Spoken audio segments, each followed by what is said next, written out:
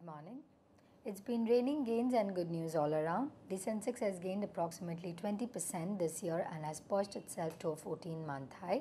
Brokerages are rushing to raise Sensex targets anything between 19,000 to 23,000. It's a holiday truncated week and we could see some profit being booked today. Future sustenance, if any, rally will depend on the broader participation from the mid caps and the small caps, with 5,450 emerging as the new line of defense. The outlook is flat at start and market participants may like to take a cautious approach. The RBI has given a slight sentiment booster by cutting CRR. Key rates were left unchanged as it battles inflation.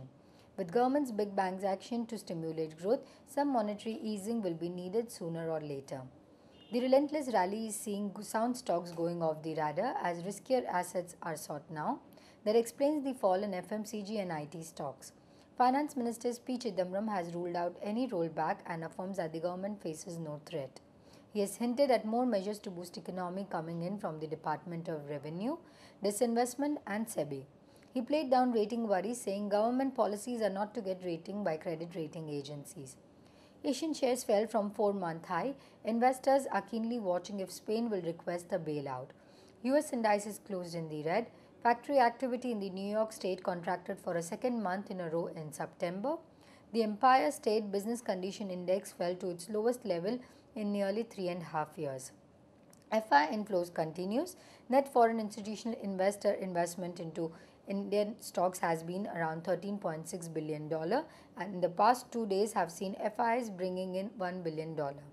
The FIs were net buyers of Rs 22.52 billion in the cash segment on Monday, while the domestic institutional investors were net sellers of Rs 8.38 billion as per the provisional figures released by the NSE.